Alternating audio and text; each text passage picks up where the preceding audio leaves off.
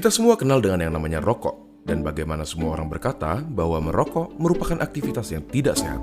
Tapi sebenarnya bagaimana sih rokok mempengaruhi badan kita?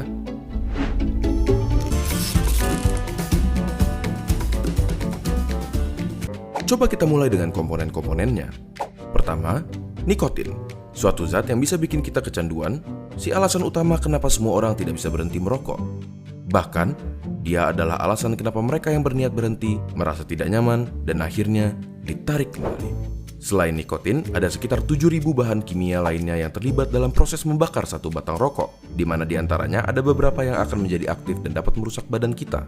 Terlebih lagi, terdapat lebih dari 60 bahan kimia diantaranya yang diketahui dapat menyebabkan kanker. Dari sini, kita dapat mengambil kesimpulan bahwa merokok dapat merusak berbagai macam organ tubuh kita dan secara umum menurunkan kondisi kesehatan.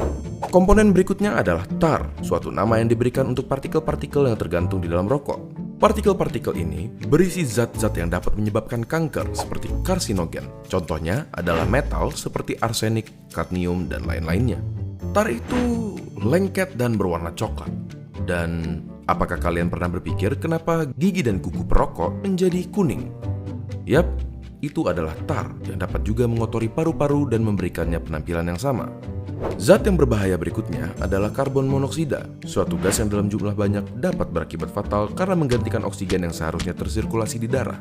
Gampangnya seperti ini. Di darah terdapat sel darah merah, dan di sel darah merah terdapat hemoglobin. Pada mereka yang tidak merokok, oksigen mengikat ke hemoglobin dan diantar ke seluruh tubuh.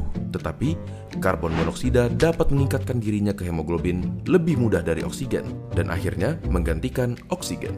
Kalian mungkin berpikir, ya sudahlah, apa masalahnya oksigen diganti karbon monoksida? Sangat bermasalah. Karbon monoksida membuat darah semakin kental, dan pada aktivitas seperti berlari yang membutuhkan banyak suplai oksigen, organ-organ penting seperti jantung, otak, dan lain-lain jadi kebagian sedikit sekali oksigen dan dapat berakibat fatal. Selain itu, di dalam rokok terdapat sesuatu yang bernama hidrogen cyanida. Paru-paru kita biasanya mempunyai rambut-rambut kecil bernama silia yang membantu membuang zat-zat asing yang memasuki saluran pernafasan. Hidrogen cyanida menghalangi tubuh kita dalam melakukan proses tersebut dan membiarkan bahan-bahan kimia seperti hidrokarbon, nitrous oxide, organic acid, dan lain-lainnya yang ada di dalam rokok berkumpul di dalam paru-paru dan merusaknya.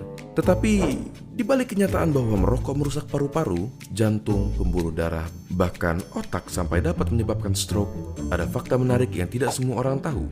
Suatu penelitian menyatakan bahwa merokok mengurangi risiko penyakit yang bernama ulcerative colitis, suatu penyakit di usus. Tetapi, rokok meningkatkan kemungkinan terkena Crohn's disease, suatu penyakit di usus juga. Apakah bebas dari ulcerative colitis sepadan dengan risiko-risiko lainnya? Coba tanyakan pendapat teman-teman kalian yang merokok ataupun bebas dari rokok dengan membagikan video ini ke mereka. Apakah kalian akan terus melanjutkan merokok atau berhenti? Apakah kalian akan mulai merokok atau tetap menjauhkan diri dari rokok? Tulis pendapat kalian di kolom komentar di bawah. Terima kasih dan sampai ketemu di video berikutnya.